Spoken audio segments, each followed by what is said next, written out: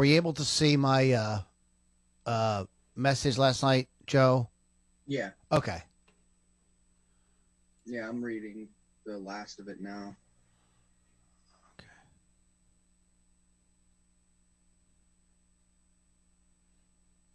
Okay. This would actually be something good to put into a file and put on Mastermind files. Yeah. Oh, yeah.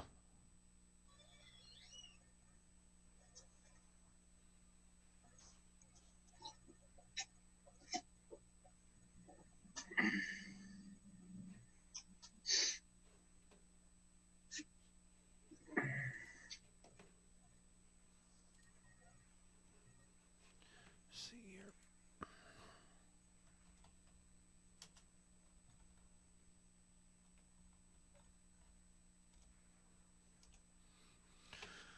Okay.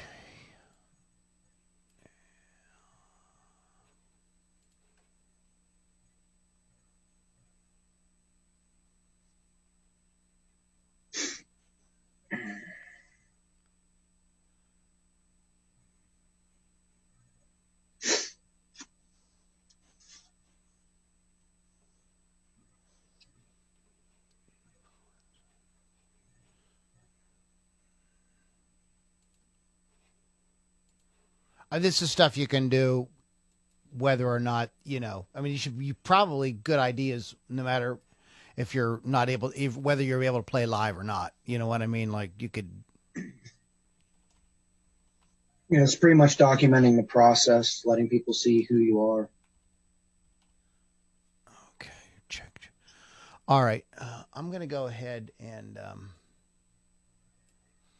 because we're live on YouTube right now, so I'm gonna go ahead and share it on Facebook. Do you know if Carrie's coming today? Or... I don't know. He didn't say. So I'm going to go ahead and kind of get things started. I'm unable to do any Facebook Lives. So I have to do it on YouTube and share it on Facebook. That's the best I can do right now. You have to tell me later how that happened. Yeah, I'll tell you about it. It's really, really stupid. So, okay. All right. Okay, cool. All right. Facebook thing is good. YouTube thing is good. Everybody looks and sounds good. So let me make sure I got my notes in front of me. There's so many freaking windows and tabs I've opened right now. It's a little kind of hard to keep track of everything.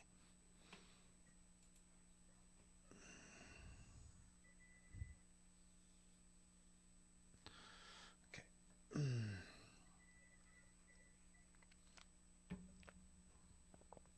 And any sort of like ideas on any of these that you have, Joe, feel free to jump in and, or if here's Carrie, or if you see, you have a totally separate idea or something, feel free to chime in with it.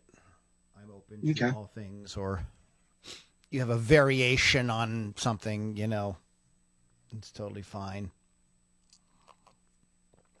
Speak. Hey, there, we can hear you. All right, want to make sure we can hear you. Oh, okay.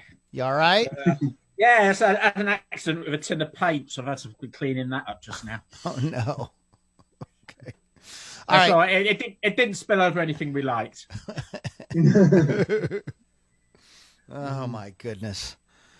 Okay. All right, we're going to go ahead. I'm going to start the recording, and we're going to get the party started here. All right, everybody, welcome back to the Ludini Rock and Roll Circus Musicians Mastermind, featuring Carrie J.K. and Joe Freeman and myself, Lou Lombardi, a.k.a. Ludini. On this week's call, we wanted to give you some fun ideas on how you could entertain fans with fun videos until you are able to get out and play again. These are great ideas, whether you're out and playing or not. So even if you are out playing at some point again, once you do that, start doing it again. These are things that you make a habit of, and fans really like. You might want to continue. there's an element of this of throwing a bunch of stuff at the wall and seeing what sticks. I understand that. Also, I understand that some of these ideas, some of you may recoil at. You may be like, "Oh my God, I could never do that." That's fine. Don't have to do all the ideas. Some of them are wacky. They're just wacky ideas. But I would say have an open mind and maybe try some of them because you're not sure what what your fans are really going to enjoy or what's going to resonate with them. So have fun with it. This is just an opportunity. You know, at this point, you're not doing anything else. At this point, we're not playing gigs or anything like that. Some of us are practicing with our band. Some of us aren't. So you've got the time to sort of mess around with this. The one thing you will not find on this list is performance video. Everybody is doing a performance video. Okay. Because duh. Exactly. So there's no real reason for me to put that on the list. Of course, a lot of people are doing that, but there's a lot of other fun things that I think we forget about. And I think even I have a list, but I think that even with the group here, between Joe and Carrie, I think they probably have some ideas or some variations on some of my ideas. So we'll have a good time with this. So welcome everybody. Carrie, Joe, how's life? Everybody all right? Yes. Trundling on, looking after family mostly. Same here. How's it going being a school teacher, Joe? Takes up a lot of time, but it's rewarding in certain ways. So, okay. Yeah, quality time with the kids there. That's good stuff. Yeah. So, let's talk about this because we just mentioned Carrie came on and said that he just was fixing a leak. Did you say he had a pipe break or something? Is that what you said? No. Kind of paint spill. Oh, paint spill. Paint spill. Yeah.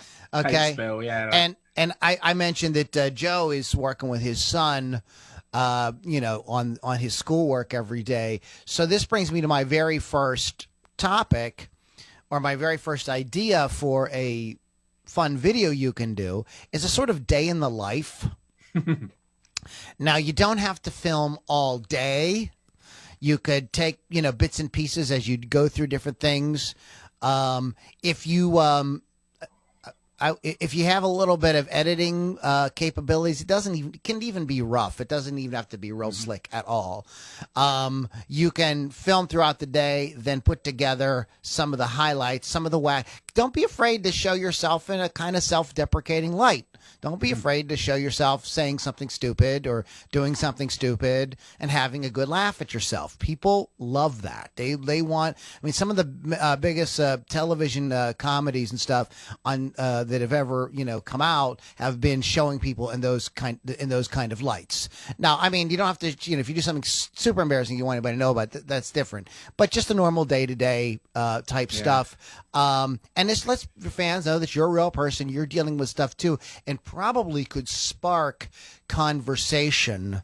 With fans. They're going to say, "Oh my God, I'm going through that too." How are you dealing with it? Well, and they may have ideas, and you may have ideas, and so pretty soon you start to, kind of take these people who are maybe casually listening to you or checking you out, bringing them more into your world. You guys have any comments on that? You want to say anything about that, Joe, Carrie? One thing I'd say about that and those sort of like day in the life things, obviously this is going to tie into what kind of performer you are as well.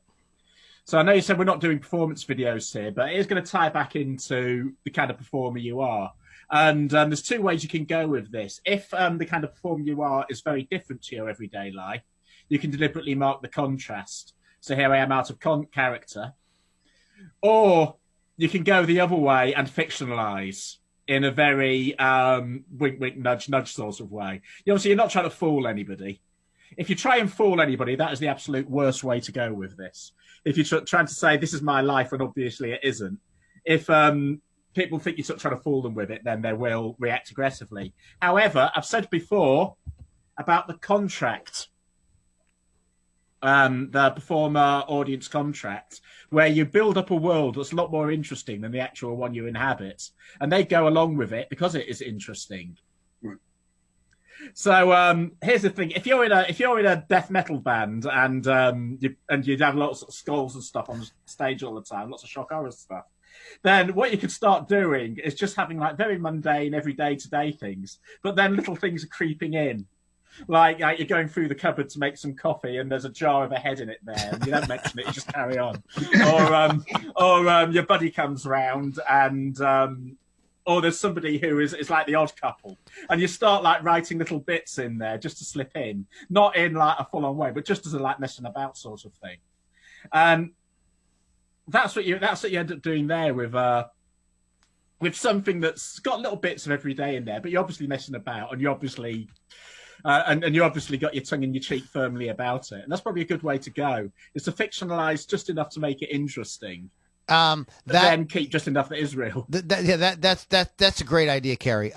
As you were talking about that, and I was thinking about real life. On the doing something, if you're doing something a little bit more real, the entertainment value there is if you are some kind of like serious rock musician, but then there you are changing diapers or something, like all of a sudden, here's the guy in the leather with the long hair and everything, but no, wait a minute, he's got to change a diaper or stuff like that. So stuff like that can be like really fun as well. So there's a lot of different ways to approach it. To like, hey, no, I'm just a normal guy, but like I'm also, so it makes sense. I mean, I think that was part of the fun of like the Osbournes.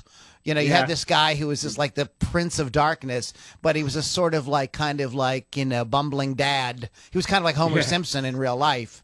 Yeah. So. you can use the people in your household and see how much they want to go along with it. They probably will. If you've got a significant other, give them a part in this. It doesn't even have to be what they're genuinely like.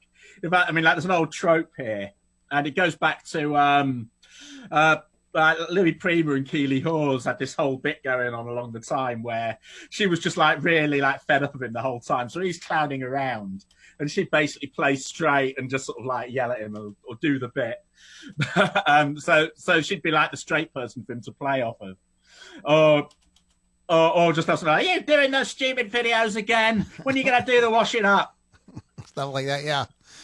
Kind of like Honeymooners sort of episode. Joe, do you have any comments on this? Yeah, so my son, since we're talking about homeschooling, discovered Funniest Home Videos last night. And that's all about, mistakes happening and people being put in weird situations. I would say when you're cutting your videos, you don't have to be perfect. Don't worry about being perfect. If something happens, it's a little blooper, just roll with it. You know what I mean? Absolutely. They want to see that you're transparent and that you're real anyways, and you never know what little things they're going to find funny or attractive to them that's going to then get talked about and make the video get shared. Great idea.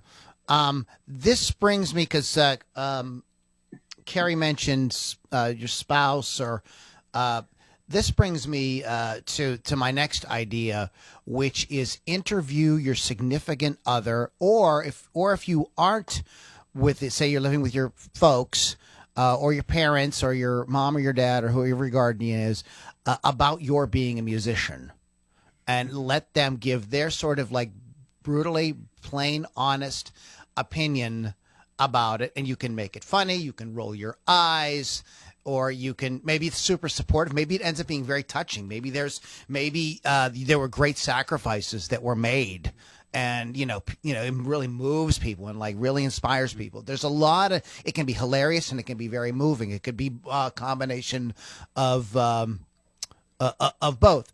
You may not be comfortable, guys. I just want to say real quick, just preface all of these by saying, don't do something you're like completely like, if you're living with your significant other, but you're getting divorced. It may not be. It could be really fun video, but like if you're not comfortable with that, I get. It's going to be real bittersweet, that one, isn't it? So that is another aspect of which that's another option you can do, and it could be a series. Maybe it isn't just your significant other, maybe it's a little bit of everybody. Maybe you do one with your mom, maybe you do one with your dad, and you do one with your kids, and you do one with your ex-wife or whoever. And these can be like really deep insights into your path as a musician. Can be really fascinating for people, and you don't know where something like this might go. It could become viral. It could lay there like a turd in punch bowl. I mean, you don't know. You run it up the flagpole, see who salutes it. You guys have any comments or ideas on that? Yeah, so I want to say that, it doesn't have to be your spouse or your family members inside your home. It can be anybody you know that is interesting or that has an interesting story to tell about You're getting ahead of me, but okay. You create sorry. That's okay. You creating your music or what you went through or, just anything that they feel is that made an impact to them. And then also, it doesn't have to be live. Like, some of these people will be afraid or won't want to do it live. So you can always do the interview, record it, and then just cut certain parts and really make them look good. Make them look good, or make them look stupid. It depends on well, as long as they're okay with it, right? You don't want to put off your family and friends and Well, you could do fun stuff with that too. Is like you could put them in a dumb wig, is because they don't want to be identified on camera. You know, I mean, there's all kind of fun stuff you could do with it. It doesn't, you could do the whole thing where you put them in shadow and distort their voice like on those conspiracy shows. Sort of thing. Yeah, so you could really play it up. If somebody has a certain personality trait, you could really exaggerate it. One of the things that we were talking about doing in Strangelove was putting out an interview series with each member of the band. But our drummer has this like really kind of crazy personality and this really, I don't know how to put it. He's kind of like a nerdy guy, but like really cool guy. So what we were going to do is like my interview was going to be normal. Dave's interview was going to be completely normal, but Gary's, he was going to be like laying like on like a silk sofa with like scantily clad women fanning him and feeding him grapes while we like interviewed him. Like, I don't know if you ever saw the Rock and Roll Circus interview with Keith Moon where the dominatrix is whipping him while he's being interviewed and she starts to slow down. He's like, no, keep going. He like yells at her. It's just a normal interview. He's just like talking about stuff, but there's a dominatrix, and it's like totally crazy. If I'd been directing that bit, I'll tell you how it would have ended. It would have done all that, and it would have gone there, and then he finishes speaking, and he's waiting there, and then he realises they're still waiting on him. Fine, now, and he has to start paying them off. Yeah, so that's just a you could do wacky stuff with it. Don't use your imagination with every single one of these. Have fun with it because it could be all kinds of different stuff you could do. I'm gonna kind of switch it up a little bit from interviewing and day in the life stuff to something a little bit different. Is write a song with your fans. So, I mean, maybe this is something you don't. Maybe it becomes awesome and it becomes a song you actually record. Maybe it just becomes a kind of a novelty thing. Also, by the way, Joe mentioned the live thing. None of these have to be live. If you don't want to do them live, if you're uncomfortable with live, you can, put it. You could do like a video series on the song, have people comment, go back and forth. Well, you could. If live would be better for this, but if you don't want to do it live, I think live is best for this. But if you don't want to do it live, you could do like a little video series. We do a few minutes. You post it on your Facebook group, get the comments. You could go back and forth. But Carrie's right. It should probably be live. Some of these work best live for sure, but they don't have to be. So the song could be anything. It could be It could be something seriously heavily in your genre. It could be a kind of a novelty song about like maybe what's going on in the world. It could be if you've done a day in the life and there's some stupid thing that maybe everybody latched onto. Maybe you guys write a song about it together and you have fun with it, and it keeps people engaged. One of the things that I was doing in my group last year was as the songs that I wrote with Keith, I wrote them in real time in doing Facebook Lives, and I got messages, private messages, and emails from people saying like, "This was absolutely fascinating. I never understood the process. This was so cool to hear this go from just some kind of guitar riff that you're working out to like."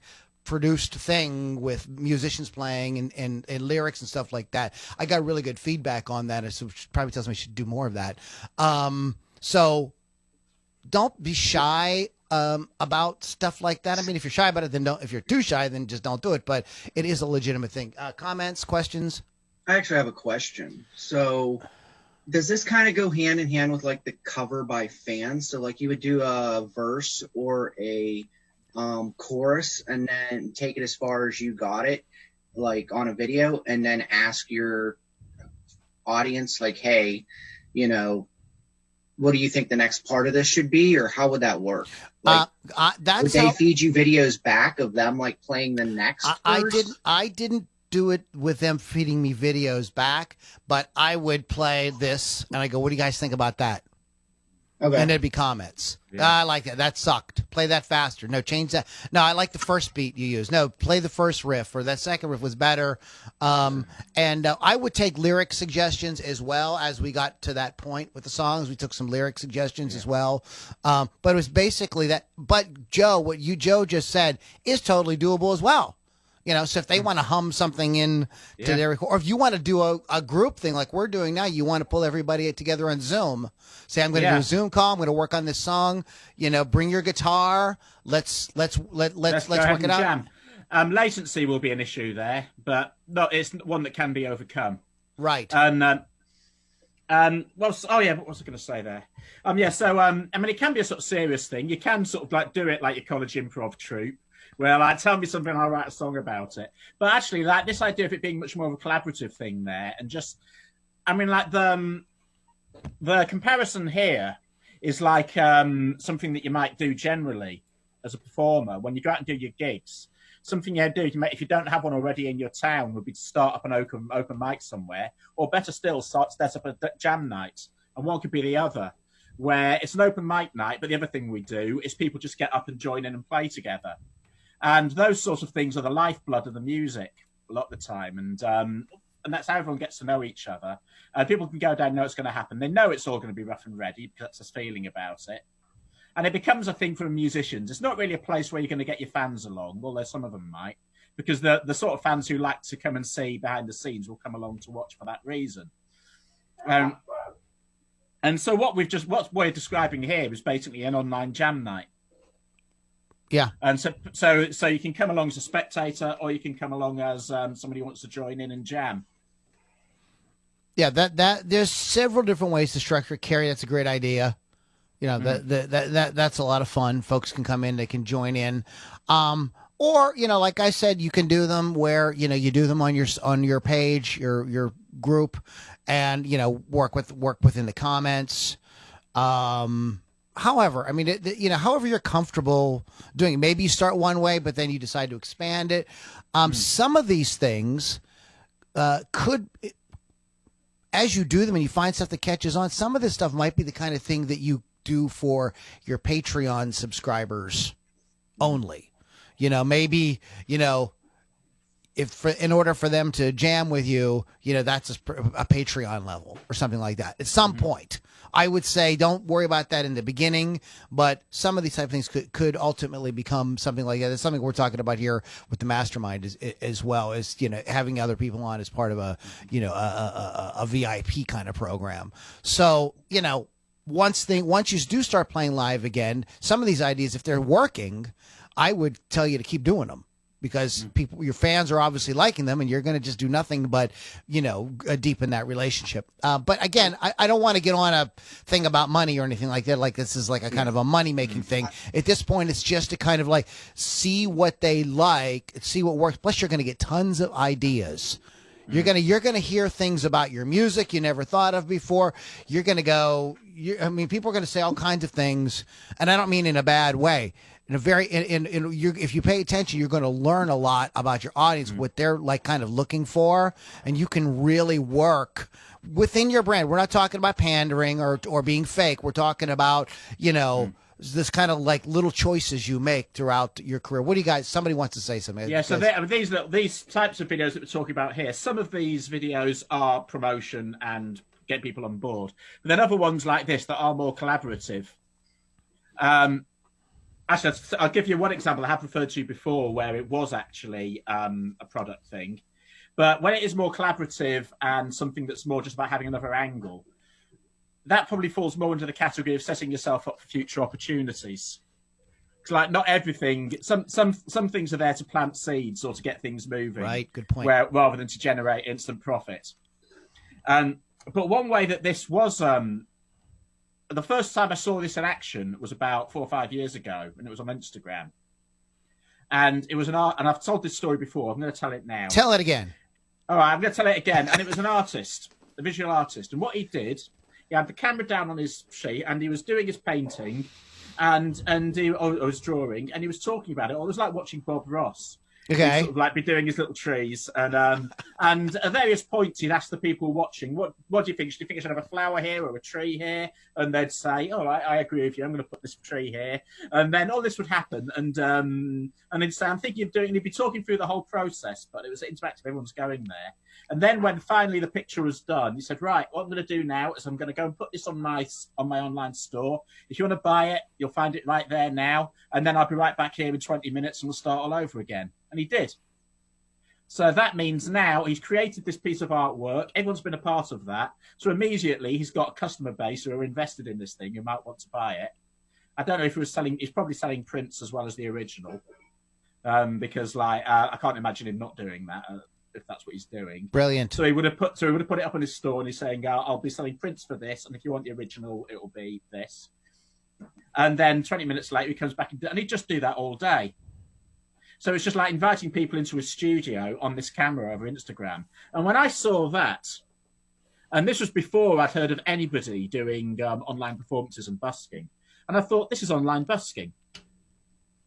And so I did. I went and tried. I tried doing exactly that and just sitting and playing for meetings. I did that, and it went well. And that's when I found other people were doing it. But now we're getting to the point now where about 4 or 5 years later, it's taken a deadly virus to get people looking seriously at it. But yeah, all that stuff's been there, and some people have been early adopters for years. So I do look around at what people are doing, and there's certainly visual artists, especially, who've been all over this for some time now. Okay, I'm going to move on to another suggestion in the same spirit of this write a song with your fans. Practice your instrument with your fans. So, for instance, say you as a guitar player. So here's a song like I want to learn on the guitar. I want to learn and I want to be able to play really well. Cliffs of Dover by Eric Johnson. My way of playing it right now is embarrassing. It's terrible. I suck at it, but I want to get good at it. So invite people to watch you learn it. So I want to learn this Hendrix solo, and you post an event in your group, say, Tuesday night at 9, watch me, make a fool out of myself trying to figure out how to play, all the solo to All Along the Watchtower or whatever. Okay. And people will come in. Will people like? I don't know, but I would definitely try it because I think people will ask questions. I think people will find the process really interesting because there are people who probably following you who are musicians who will want to know kind of like, does he know some way of learning a song? I don't know. And there are people who aren't musicians who will be like, how does somebody learn how to play a song? Like, so, and there are people that are just going to want to hang out with you because maybe you make faces when you play it wrong and you smack yourself in the head or you yell out funny curses or whatever as you're doing it. And whatever your instrument is, if you're a vocalist, same thing. I'm going to be working on Bat Out of Hell by Meatloaf. Come hang out with me while I do it. And some people just want to hang out. Some people will ask questions. Maybe some people have good suggestions. Is it just a different thing you can do? Any comments on any of that, guys? That one, we'll call technical practice, which is some songs you aren't necessarily going to perform, but you do because they're going to improve you. Yeah. Actually, that really is letting people have a look at the inner workings there, because that's stuff that the general public don't know happens. As far as they know, we have an idea for a song we want to do, and then it just happens like magic. And that's how talent works. And you can say, no, it really isn't. It really isn't how it works. We have to work. Even if you're a punk musician, you're doing something that looks haphazard. A lot of work goes into making that haphazard-looking thing that's best as good as it can be. So in that example there, you can go deep on. You don't just like listen to the record and then play it and call it a day. You would go back and say, here's why he chose this particular technique at that time. The guitar, you can refer to the fact that he was playing this. So I know that if I want to play this like Hendrix, straight away he was left-handed and I'm not. So how's that going to affect my interpretation of this? Right. And so you might talk about little things that he chose to do there and say, I'm not going to do it that way but instead I'm going to sort of like do this. You might talk about little things around it. Another thing, this is not going to be for everybody. this is going to be deeply boring for a lot of people. Yeah, some But people for a few got other like, people, yeah. but for a few other people, it's going to be fascinating. Yeah, And especially if you show that why you would go to that extra level there, and if you are going to go down this path, for that, don't dumb it down at all. Actually, really do go in there and just show just how much work you actually put into what you do, because a lot of people just think if you're talented, it's magic, it just happens. This is your chance to prove, no, actually, I do a lot of work with this. And however talented you are, it means nothing if you don't work at it. Don't do it in a lecturing sort of way, but just show how interesting it can be. And if you're practicing properly, it does take you off and down all sorts of rabbit holes. It makes it's probably a good idea if you're going to do this, though, to structure down roughly where you're going to go with it in the first place. Right. And figure out your own skill level on something, so that, like, for instance, that Cliffs of Dover, like, that's very ambitious. I would probably make sure that I kind of had a handle on it before I started getting into the minutia of it in front of people. I might want to do that. Or I might want to pick something a lot easier, so that I can learn it and demonstrate it in 10, 15 minutes, as opposed to something that takes, or maybe not, or maybe I do a series on a complicated piece by Yngwie or Alan Holdsworth or something like that, and people see how complicated it is, and then maybe they come away with a greater appreciation and realize that, like, oh, those Patreon dollars he's asking for, oh, I see why, man. This is a lot of There's a lot of blood, sweat, and tears that goes into stuff like this. So there's a lot. Again, try it. Run it up the flagpole. See if anybody salutes it. If not, stop doing it or don't do it or whatever. So we're not saying that these are all like the greatest ideas in the world. Moving on to something completely different. Share a non-music hobby or interest. So, we all have other stuff we like. We all have other stuff that we do. Maybe you're into fitness. Maybe you're into sports. Maybe you make something. Maybe in your spare time, you like to make toys in your workshop. I don't know.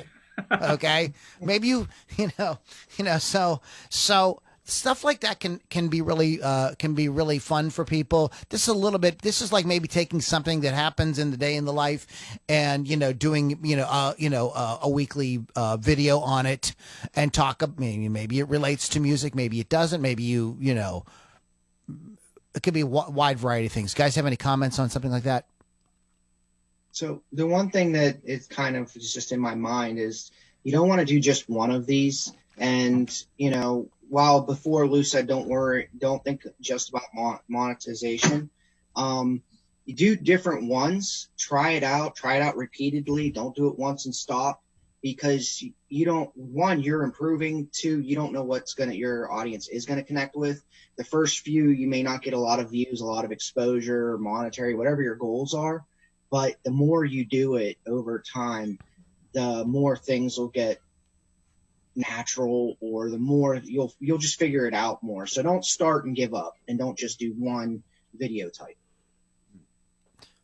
Exactly. It might take 5 or 6, 10, 100. Write a song with your fans, jam with your fans or whatever, before you kind of like figure out, or maybe you do it a couple times and it doesn't quite work, but then you realize, oh, it's because I was doing something that, I was doing it wrong.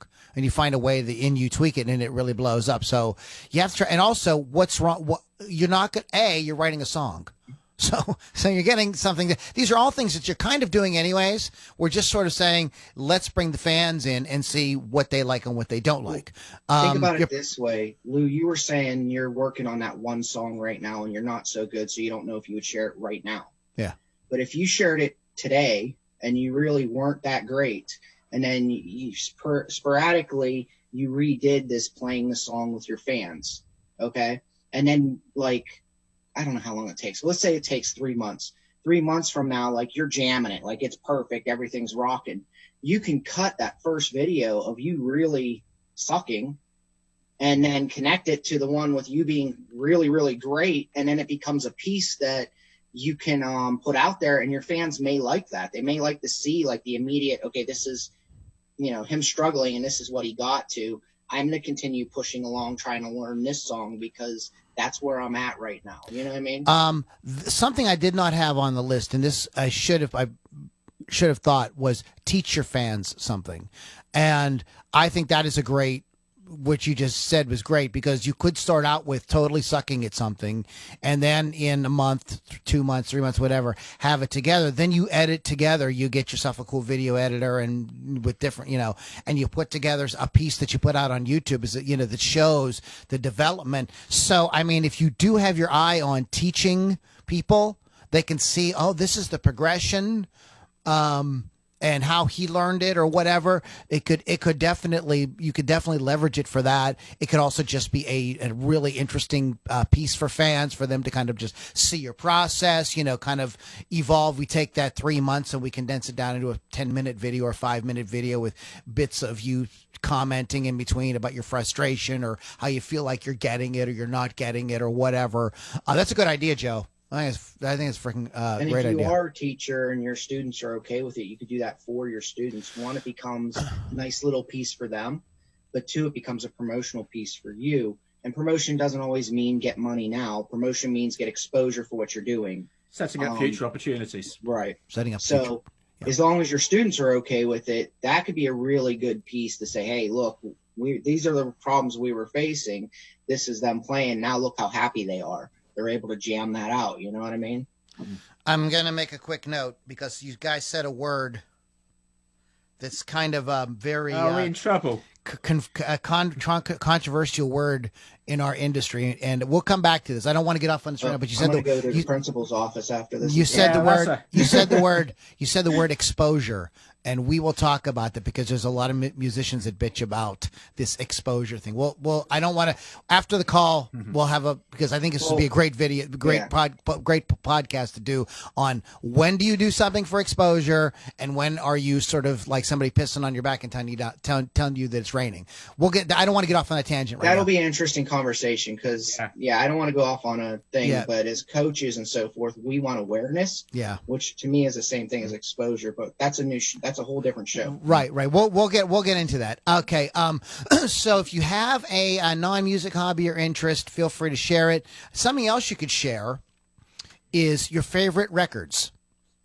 So listen to your favorite records with your fans and do a listening party where we all get on Zoom, we play Led Zeppelin 3 or we play whatever record is inspiring to you. And we talk about it. We maybe mute the volume at times and check out this part, point out cool things.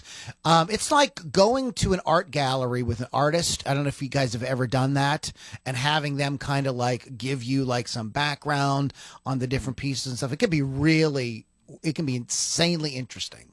Even if you're not, I mean, I've gone and done that a couple times with people, and even though I didn't think I was interested in the piece, but when they started explaining it, was like, oh wow, and all of a sudden I found myself appreciating something that I didn't even give a second look at before. Not everybody's wired that way, but there are people who love that. So you can do a series. I think this would be a great series. Right now, maybe with nothing going on, maybe once a week, but maybe, when stuff gets going again, maybe you make it like a once a month. We do a listening party. You pick the album or you vote, what's the next one we want to do? You pick these 5 or whatever, and they vote, and we do a listening party on it. And I take you through it and explain, the guitars and the drums and the vocals and the lyrics and things like that. And I think people really find you could also do this B on this would be do this with your own album. And talk about, so you create a commentary track for each one of your songs. And we've talked about this before in terms of, building your big, release package. This is something you can add to your release package whenever you release your album, is to include this commentary CD where the music plays along and maybe you and one of the other band members or you and your producer or somebody kind of discuss it. Well, you could do this with your fans as well. And even if you didn't want to do the whole album at one time, you could pick select songs, or maybe you could go through it. You go through, once a week, you pick, you do one song at a time. You discuss the song, you talk a little bit about it. You could do a live where you bring people on a Zoom call and do it as a group. You could just just record the video yourself, listening, talking, etc. So these can be short bits, long bits, just different ways of doing it. You guys have any thoughts on that? So as an artist, when you go in and look at an art piece, you have your own experience that you go through, your own feelings, you see it a certain way. But when the actual artist who did it comes over and talks to you, you see that piece of art from a whole different light. It gives you you see like their world and their spin on it and their emotions. And then you kind of tie that together, which gives you a deeper connection to the artist themselves, because you just had an experience. Now they're telling you about the artwork. It really creates a cohesion between the two of you. With your music, it's the same thing. Like if I hear your song, but then you tell me what made you write it, what you were feeling when you wrote it, why, you used a higher pitch here or a lower pitch there, then it really creates that same cohesion. Did I say that right? Anyway. Yeah, no, that's good. Another great thing that comes into that is, I'm coming back to Bob Ross again now, is the happy accidents. Now, happy accidents are a lot of often the things that make tracks when you're making them. And there'll be something that just happened, by accident. It's where something went wrong during the production, but you ended up keeping it. And one of the classic examples of happy accidents in music, there was one that, I don't know which one it is, but there was a particular Yes track where they had a tape loop on there, and the studio gave the job of splicing the tape, cutting the tape and sticking it back together to a new guy who messed it up. So what they ended up with on this loop was something like an 11/8 bar, which is off of the beat. And 11/8, wow. And this was happening right at the end of. It was Yes, so it was completely plausible that it was what they meant to do all along anyway. But it turns out that it wasn't in this particular case. But because it was so late in the recording cycle, they didn't have time to sort it out because they were about to head off on tour. So they had to urgently rehearse this song with that bar in there to match the tape loop, because it was now on record and no one had noticed until it went on there. But that was a happy accident. Another one was, I think it was Dolly Dagger by Jimi Hendrix, where there's a fade out, but there's like a really weird false ending on it. Do you know the track, Lou? Yeah, I've heard it. Is it and that's got this weird false ending where it fades out and then zooms back in again, and then fades out again. Yeah, I always wondered what the hell that was about. All right, well, I can tell you what the story was. I just figured there was a lot of drugs involved. Well, maybe, but mostly what it was, he was sat in the control room, he was fading it out on there, and he was leaning back in his chair as he did it, and his chair fell over. So he quickly scrambled back up to the desk, pushed it back, and then finished the fade out. And they looked at each other and thought, actually, that was pretty cool, so they left it in. So that's what that fake ending in Dolly Dagger is, just because his chair fell over when he was doing the fade out. And that gives you something to talk about with fans. And we all, if you make music at all, everybody has those. There's probably one on every song that on the Strangelove album for sure. And the same way with the songs I'm putting out right now.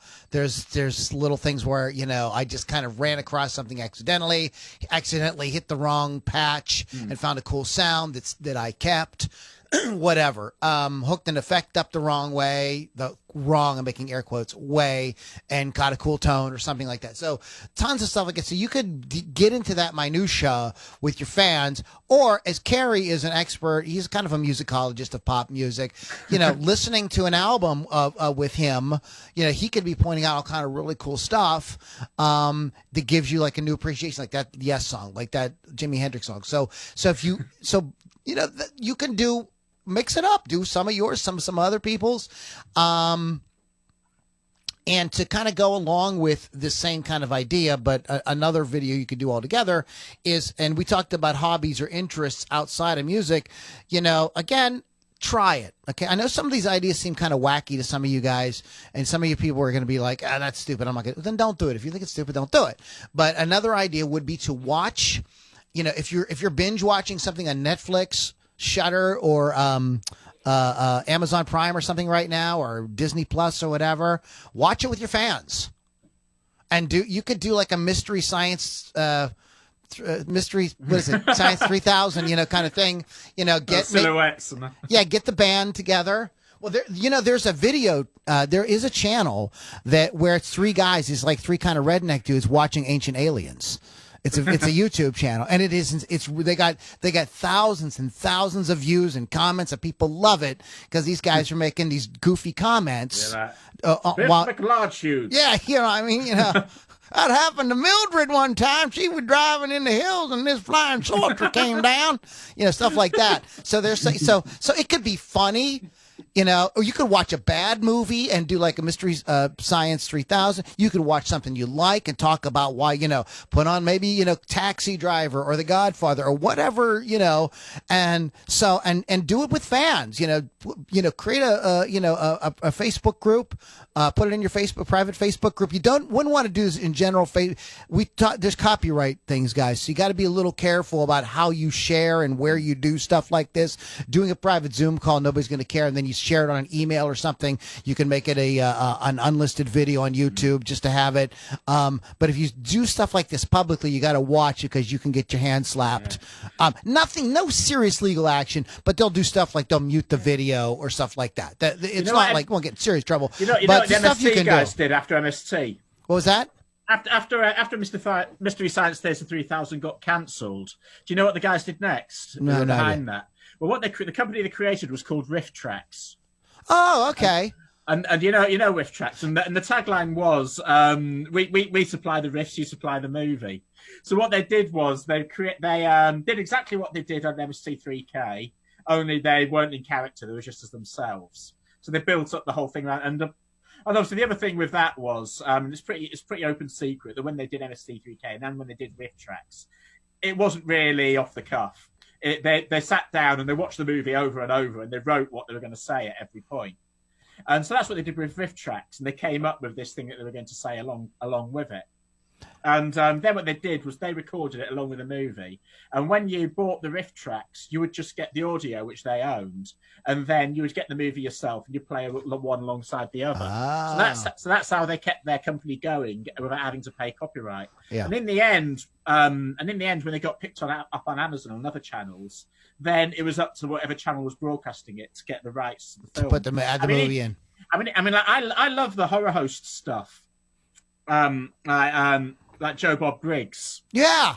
There you are. That's a great. That's on Shudder, and that is a really good example. I wasn't even thinking about it. That's a great way of doing something. But the thing with that though, the frustrating thing certainly in this country is whenever Joe Bob Briggs does a new series and they advertise it on Shudder, we don't get to watch it over here because they can't license it. And so there'd be great gaps in the series. And I think at one point, one of the series they did it where it was just his bits, but not the movie. But I thought, no, this just isn't working. I want to watch the movie with him. Right. A lot of comments on it. Yeah. So yeah, there's that. But the licensing is always going to be an issue. Yeah. It's just funny. I recently watched him watching Chud. And Castle, and then I saw the Castle Freak. That was good. And Q, the Winged Serpent. I must be a Joe Bob Briggs fan. I didn't even realize it. I just realized it. But stuff like that. Those are great ideas, Carrie. You just got to be careful. Like you have to, if you're going to do something like that, you have to do it like on a Zoom call, and then like you offer it as something that people. Hey, it's a great way to get people to subscribe to your email list. Check out our riff on whatever movie, E.T. Where, we'll show you all the like perverted stuff in ET, or I don't know. I'm just something sensationalistic to get people, you know what I mean? And they could do that, and you could do whatever you want with it. But you do a Joe Bob Briggs kind of thing. You could do a mystery theater. What is it again? Mystery Science Theater 3000. Mystery Science. I get them mixed up. It's like Teenage Mutant Turtle Ninjas or something. So that one, that's another sort of trope that's come with that Teenage Mutant Ninja Turtles. It's like there's a bit of a meme that goes around of like combinations of words that fit that song, and pretty much anything does. So that is that's another thing that you can have a lot of fun with. So if you're a movie junkie, or you're binging, you're going back and I got a friend of mine's re-binging The Sopranos. You can do fun stuff with anything like that. Point out goofy haircuts, just whatever. Have your fans on, make it like a party, everybody hanging out, and it could be a lot of fun. Speaking of fans, what about fan videos? A lot of different things you could do with this. Hey, do a cover of my song. You know what I mean? And get fans to do covers of your songs, and give a T-shirt or something. Pick one and send somebody a T-shirt or something. So that's another thing. Send me shoot a fan video, send it to me, and I'll make a music video out of it with one of my songs. Fun stuff. Just, this gets the audience involved, makes them feel like they're part of the which they are, makes them part of the process, and people want to see what you did with it. It could be wildly entertaining. It could be all kinds of things. Let them decide what they want to do, and then you put it to whatever song you think it. Maybe it comes off. Maybe they take something really serious and make it really funny, or maybe they take something really funny and do something that you thought was lighthearted, and they do something really serious with it. So it could really open up a lot of possibilities. You guys go, or just do like a. We haven't done this yet in my group, but just offer everybody cover. I don't know. Everybody cover "Satisfaction" by the Stones. Good, bad, or indifferent, however you want to do it. You know what I mean? And we'll talk about it and have a good laugh, or maybe it'll be really good, or or just do something creative with it. Another thing is, goofy stuff's always great for this sort of thing. Like a few weeks ago, I can't remember what it was, but I think it was somewhere on Twitter. Somebody had sent a stock tweet through to promote something. They'd done it really badly, and they'd tried to do a Facebook embed, but just left all the HTML code in the tweet, and it just looked really weird, apart from being really impersonal and rude anyway. So someone put underneath it a whole sort of theory about how it was actually Delilah by Tom Jones, and that it worked to the tune of that. So I just grabbed my ukulele and just sang it to the tune of Delilah by Tom Jones and said challenge accepted. And I got so many followers out of that. Just this daft little thing that we just did. See, you have to think more like Carrie thinks. Be a little bit outside of the box. I said about waiting for that. That was just something that happened on that day, and I thought, hey, I've got half an hour to spare, and I know Delilah, and I can sing HTML to the tune of Delilah, so I did. Sang HTML, and it wasn't meant to be any sort of quality. It was just a completely stupid thing to do, but that's why people dug it. Right. Make up nonsense lyrics and tell people to sing it to Stairway to Heaven or something like that. But it helps if there's context, and it was something that was and that you did it because it was just something that happened rather than a look at me thing. That's what makes them. When you got these little throwaway moments. Well, that type of stuff you have to just kind of keep your eyes open for, and you can't necessarily plan. But we're trying to get something that people might be able to do consistently. But yeah, so fan videos. And any other, Joe, any ideas on fan? You got anything you want to add to that? No. Okay. All right.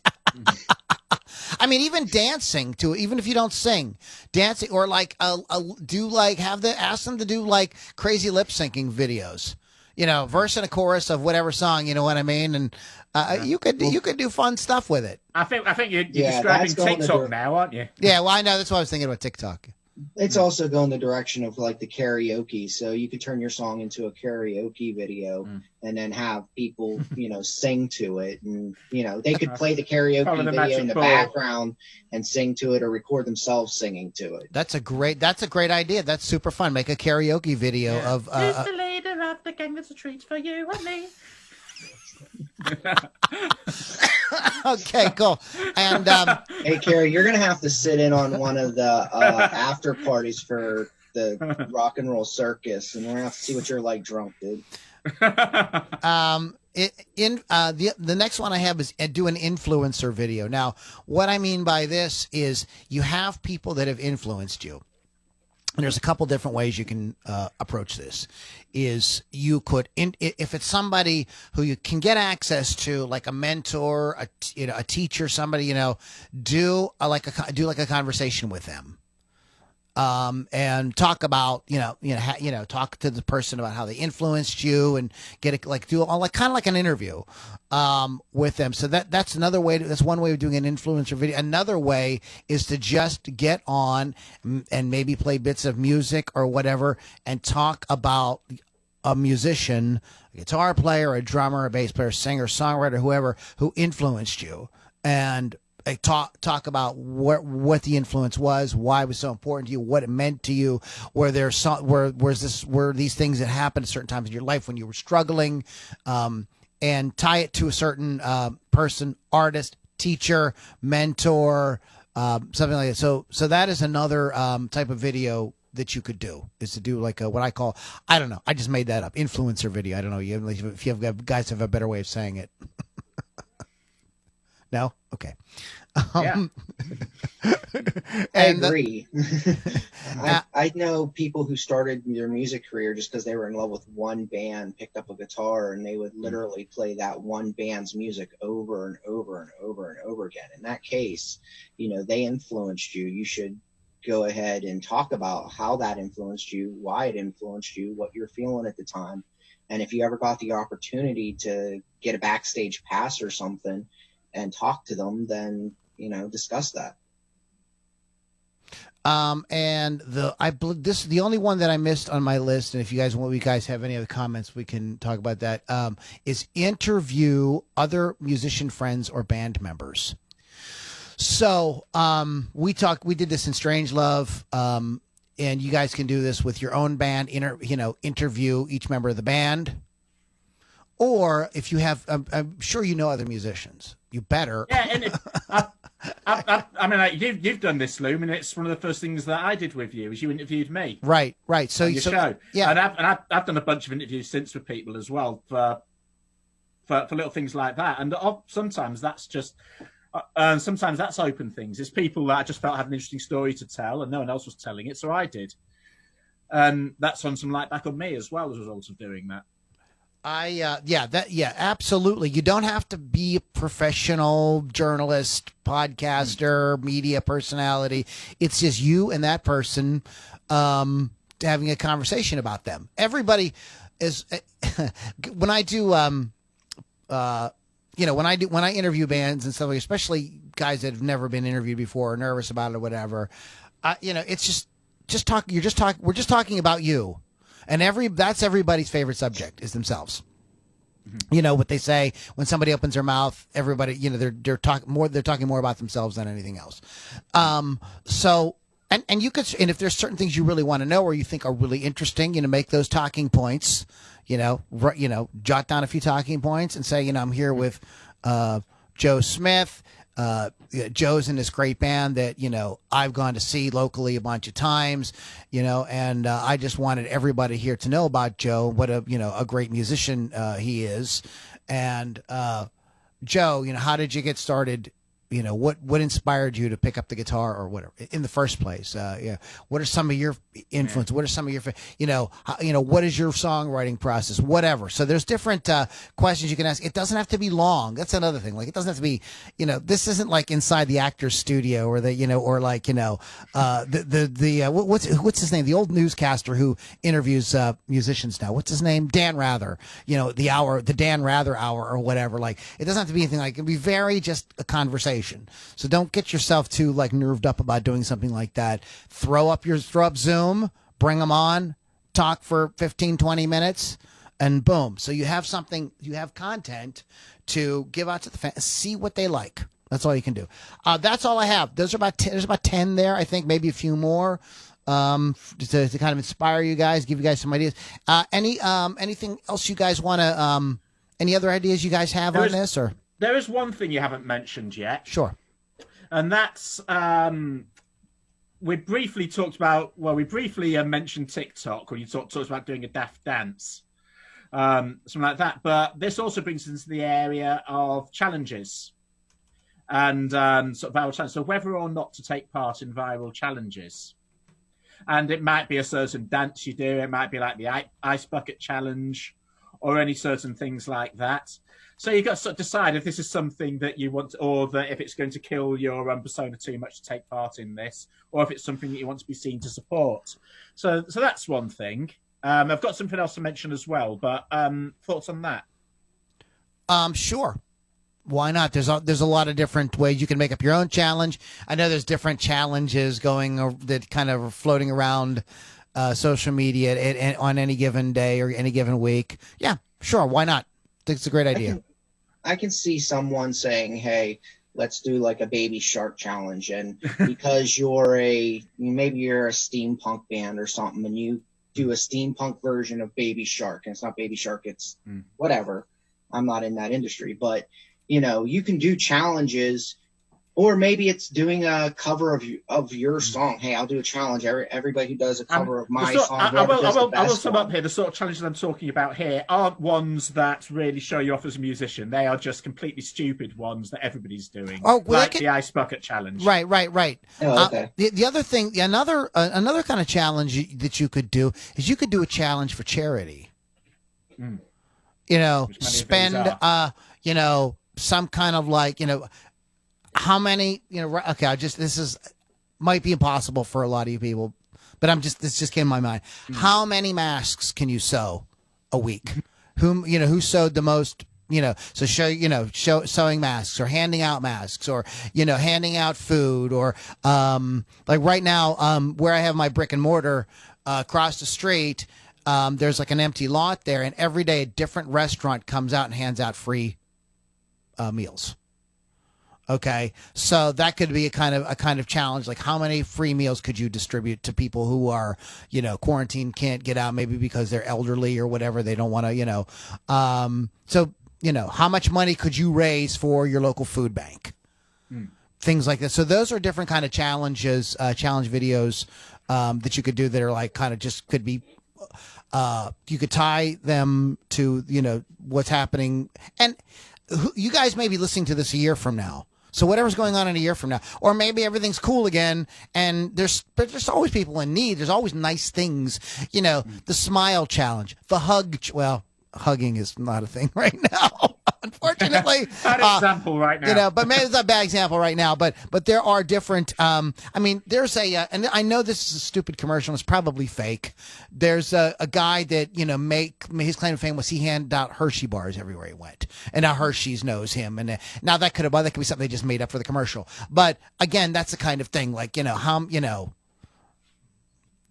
there's always kids in need. There's always, that type of stuff. So there's different ways you could tie a chance, and it doesn't have to do anything. It's just doing something nice for people and doing a good thing. And this does give you cachet with fans. It does. They people see you doing cool stuff, in an open-hearted way. You don't want to be doing it in a smarmy way. No. You don't want to be doing it to just kind of show off, like, just because, you think this is. Proceed with a genuine, open spirit and a good attitude. That's all I can say about that. But yeah, challenge videos. And then the opposite of that, the kind-hearted challenge videos, is when I say the opposite because I've got a particular example in mind. Sure, go ahead. But sometimes you might end up with a format that's just that ends up eclipsing everything else that you put out there, including your music. Now we keep talking from time to time about Spectre Sound Studios and what he does. So, a quick question: what are his most popular videos? I know the angry musician texts.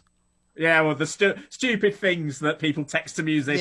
Yeah. And they are all like really. It's basically texts from jerks that come to him in the studio or things that people say. What he does, that's so brilliant, is he sort of takes his. Howard Stern used to do this too. He sort of takes his. Texts are the new version of hate mail of mail. Yeah. So he takes like his hate mail and makes and he heads right into it, man, on his videos. Like he's like, sure, lay it on me, and he will challenge you like right now. Yeah. And he's good at. He's very quick though. You gotta, that isn't for everybody. He'll read them out in a stupid voice. And he reads them out in a stupid voice. Yeah, it's really hilarious. Yeah, those are my. He has a lot of really good educational videos, but those are like my favorite ones. Though. Yeah. So you guys, you got some great ideas for things you can do. You're bored, you don't know what to do, you can't play gigs right now or whatever. Yes, of course, be writing new songs. We talked about that, and recording. Yes, of course, do some, Facebook Lives where you performance videos, whatever. But you can do fun stuff like this, and this is going to set you apart a little bit from the guys that are just, I'll do a cover, I'll sing a cover every day. Well, that's cool, sure. but what these are a else little you bit got? different. Yeah, what else you got? Yeah, let's make it fun. Let's get the audience involved. Let's have a good time with it. My name is Lou Lombardi, a.k.a. Ludini. You can get a hold of me at loulombardirocks.com. That is our sort of go-to at the moment. So, guys, check that out. Carrie, JK, how can people find out more about you? kjkmusic.co.uk. And Joe Freeman, who's not a free man at the moment. OrangeTreeMarketing.com. OrangeTreeMarketing.com. All right, guys. Just hit me up there. Check it out. We have a lot of cool stuff coming up in the future. And I think next week, let's do this. Next week, let's talk about this idea of exposure. When is exposure good? And when are you sort of just kind of being schnookered to do stuff for free because, somebody wants you to somebody doesn't want to have to pay you. Okay. So we'll I think that's good. That'll be next week's show. You guys okay with that?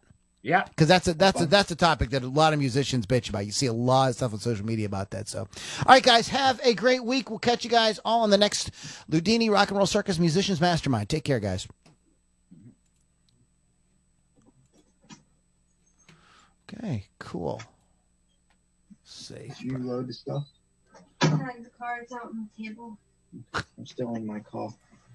Okay. I'll be out in a minute. We'll go. I'm going to go ahead and turn off the stream.